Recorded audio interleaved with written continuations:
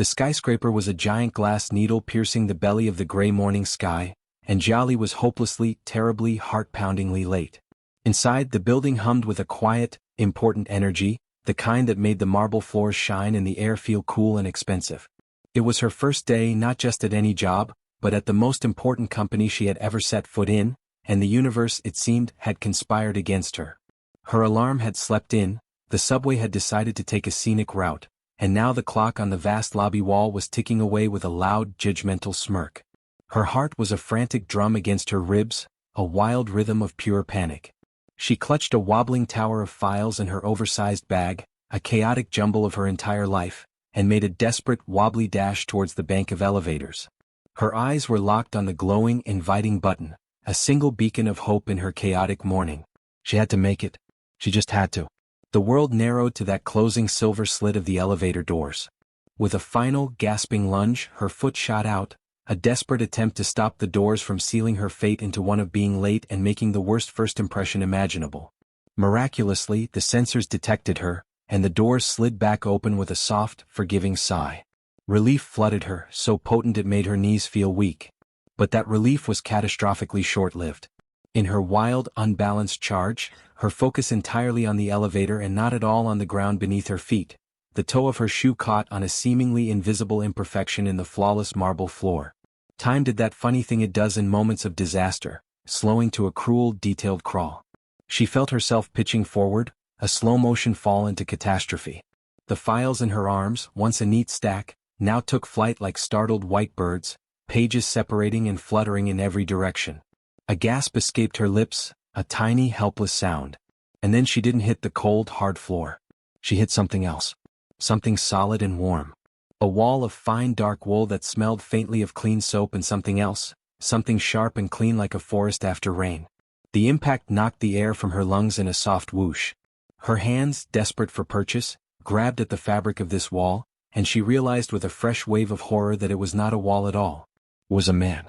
She stumbled back, her face burning with a heat that felt like it could power the entire building. Mortification was too small a word for what she felt. She was a walking, talking disaster area. "I am so sorry," she blurted out, her voice coming out as a high-pitched squeak.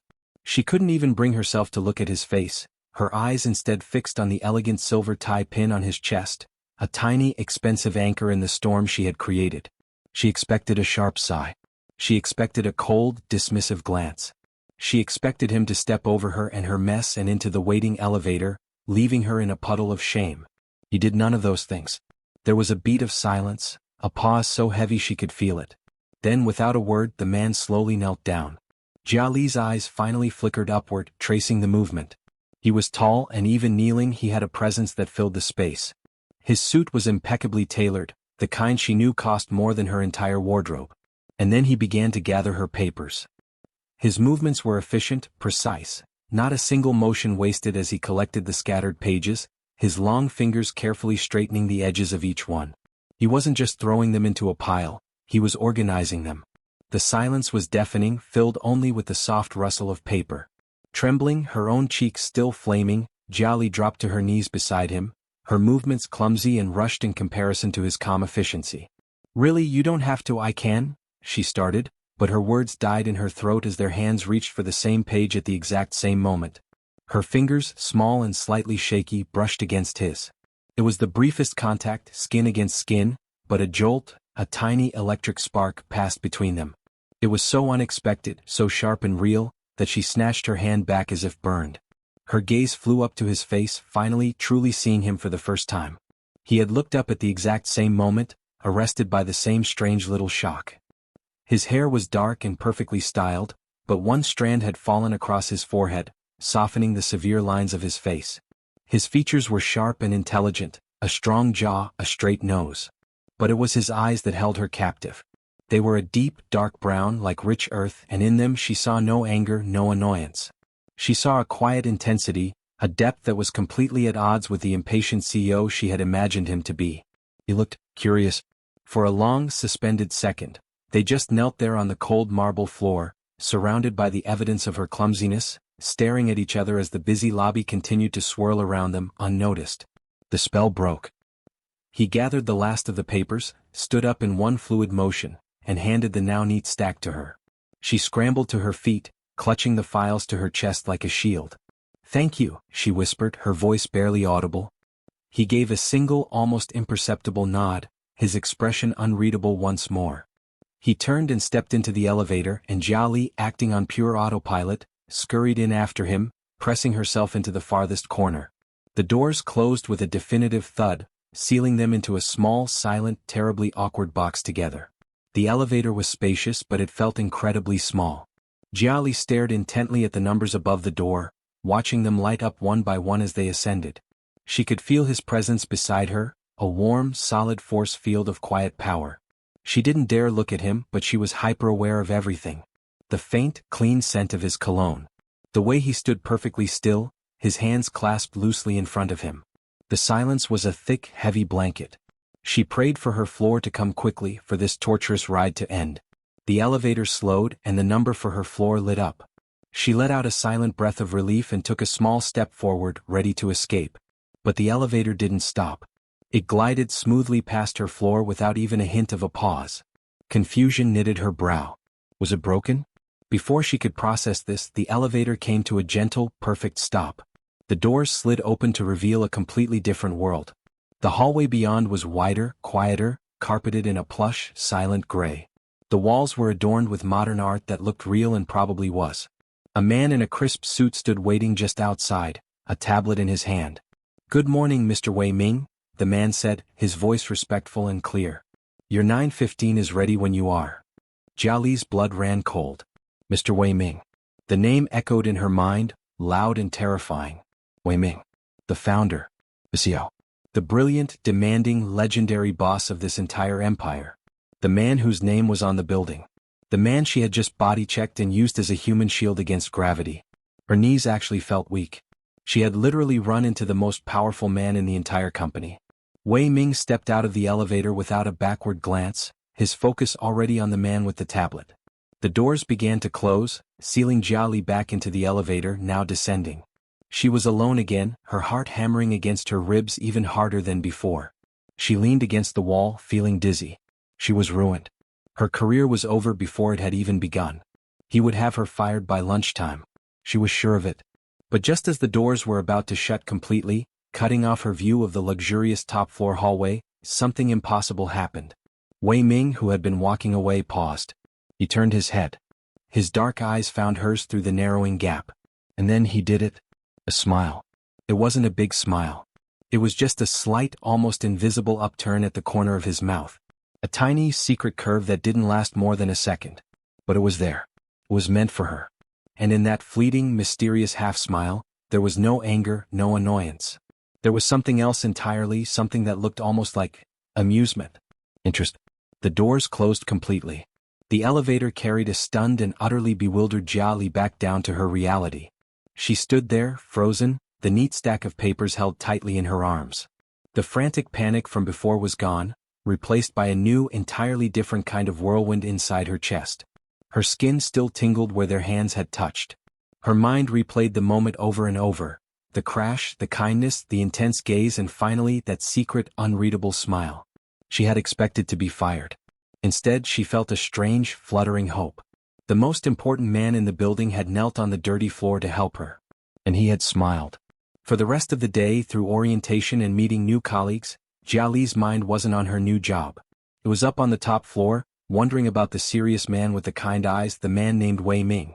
The morning after the great elevator disaster found Jia Li moving through the world in a strange, dreamlike haze.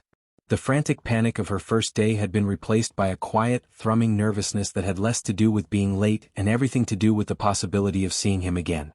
She had replayed the moment in the lobby 100 times, each memory ending with that fleeting, enigmatic smile from Wei Ming. She arrived at the office painfully early, her steps cautious and deliberate on the now noticed perfectly smooth marble floor. She made it to her small shared desk in the marketing department without incident, a small victory in itself.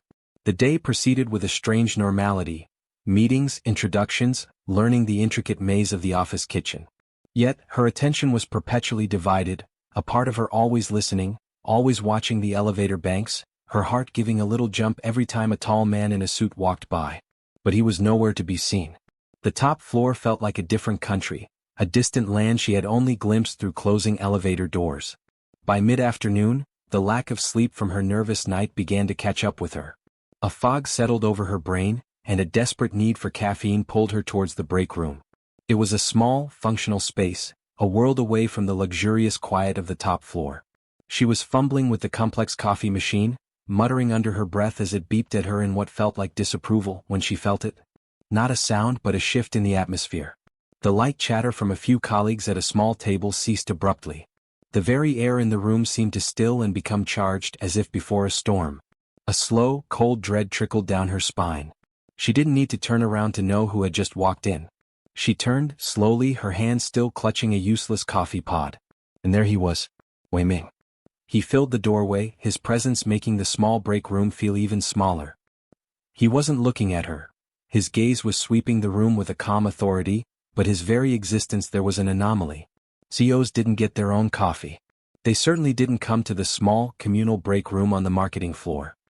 He walked towards the fancy water dispenser in the corner, the one that produced ominously silent, perfectly chilled water with a touch. The room was utterly silent, everyone pretending very hard to be engrossed in their phones or their cups. Jia Li stood frozen, a statue of a girl holding a coffee pod, her heart hammering a frantic rhythm against her ribs. This was it. He was going to have her fired. Right here, right now, in front of everyone. He finished filling his glass and then, as if on a pivot, his dark eyes landed on her. There was no smile this time. His expression was unreadable, professional. He took a few steps toward her. Jia Li felt her breath catch in her throat. She was certain everyone could hear the deafening beat of her heart. Did you recover from your fall? His voice was deeper than she remembered from his single, quiet nod in the elevator. It was a calm, measured baritone that vibrated through the silent room.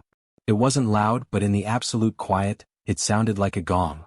Jia Li's brain short-circuited. Of all the things he could have said, this was the one she was least prepared for. The floor, it's very hard, she managed to stammer out, the words a jumbled, nonsensical mess.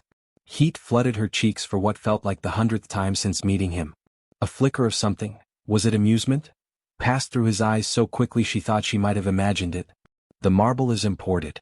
Notoriously unforgiving, he stated, his tone dry. He paused, his gaze holding hers. Your files. Were they all accounted for? Yes, thank you. You really didn't have to. I mean, thank you, she said, finally stringing a coherent sentence together, though her voice was barely a whisper. He gave that same slight, almost imperceptible nod from the day before. Good. He turned to leave and the entire room seemed to exhale a collective, silent breath. But then he stopped, half turning back to her as if he had just remembered something. We have a project in the archival division. It requires a fresh perspective and a careful hand. Your department head will send you the details. Your assistance would be appreciated. And with that, he was gone, leaving behind a room buzzing with a stunned silence and a Jia Li who felt like the floor had just dropped out from under her all over again. An hour later, her department head, a flustered and excited woman, confirmed it. Jia Li, the new girl, was assigned to assist the CEO's office with a high-priority historical archiving project. It was unheard of. It was illogical. It was, without a doubt, the reason her hands would not stop shaking for the rest of the day. The project meant late nights. It meant working directly under the executive floor.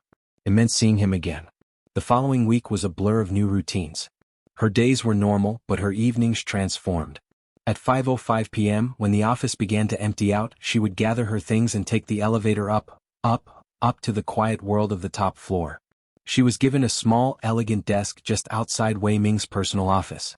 The first few nights, their interactions were strictly professional. He would emerge from his office, hand her a box of old financial reports or meeting minutes from years ago, and give brief, precise instructions on how to sort and digitize them. His manner was always cool, always controlled. But he was always there. He never left before she did. Sometimes, he would bring her a cup of tea, placing it silently on her desk without a word before returning to his office. It was a small, simple gesture, but in the profound silence of the empty executive suite, it felt monumental. The project was tedious, but Jia Li found a strange peace in the meticulous work. And she began to see glimpses of the man behind the CEO. She found notes in the margins of old documents in his sharp, precise handwriting. She found a faded photograph of a much younger Wei Ming with an older couple. His parents, she assumed, all of them smiling in a way she couldn't imagine the serious man in the office ever smiling. She was piecing together his history one document at a time. One evening, later than all the others, the office was shrouded in the deep blue quiet of night. The only light came from the lamp on her desk and the sliver of brightness spilling from his slightly ajar office door. She was wrestling with a particularly stubborn box, trying to lift it onto her desk, when a shadow fell over her. "Allow me." His voice was close, much closer than she expected. He reached around her, his arms brushing against her shoulders as he easily lifted the heavy box. The scent of him, that clean, foresty scent, enveloped her. He set the box down and turned to face her. They were standing very close in the dim, quiet light. The usual professional distance had evaporated in the intimacy of the late hour. "This is tedious work," he said, his voice softer than she'd ever heard it. "You have been very patient." "It's interesting," she said, and to her surprise, she meant it. "It's like putting together a story. The story of all this." She gestured vaguely around the silent, powerful office. He looked at her, really looked at her, his intense gaze tracing the features of her face. "And what does the story say so far?" he asked, a genuine curiosity in his tone. And so she told him. She talked about the notes she'd found, the early struggles hinted at in the financial reports, the clear ambition. She talked about the photograph. He listened, truly listened, not as a CEO to an employee but as one person to another. He told her about his father starting the company, the pressure he felt to not only maintain it but make it soar. He spoke of long hours, of sacrifices, of the loneliness that sometimes came with the corner office. She in turn shared her own story, her family, her dreams, her nervousness on that first day. The conversation flowed, easy and natural, weaving a connection between them that felt as real and tangible as the desk she was leaning against. The world outside the glass walls had gone completely dark, the city lights twinkling like a field of stars far below. They were the only two people in the universe. The hum of the computers was the only sound.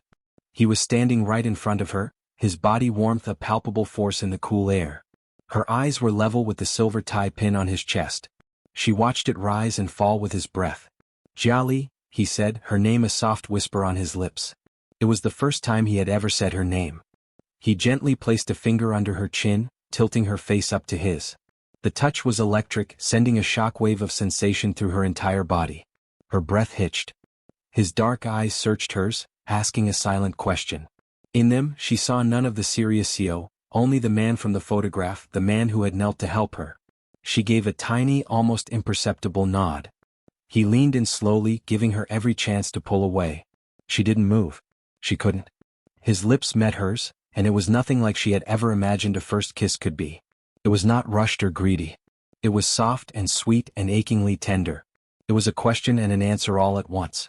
It was a spark that had been smoldering since their hands touched in the lobby, finally bursting into a gentle, perfect flame. It felt like coming home. When he finally pulled away just a fraction, the world rushed back in, but it was a different world now. A better one. Her cheeks were flushed, her lips tingling. He kept his forehead resting against hers, his eyes closed as if savoring the moment.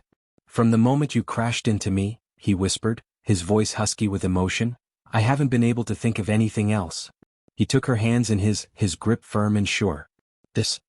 It isn't a project. It isn't a late night at the office. I want to know everything about you, Jia Li. I want to be with you. Not just for now. I want forever." Tears of pure, unadulterated joy pricked at the corners of her eyes. The clumsy, frantic girl from the elevator was gone, and in her place stood a woman who was seen, who was cherished. She squeezed his hands, her heart so full she thought it might burst. Her rush to the elevator hadn't been a disaster. It had been the first step on a path that led her here, to this moment, to this man, to her forever. And so, their story began not with a perfect meeting but with a perfect bump. A collision of two worlds that decided, against all odds, to orbit one another forever. A reminder that the most beautiful journeys can start in the most unexpected ways. If you want to join us for more stories of unexpected meetings and heartwarming connections, make sure to subscribe for more.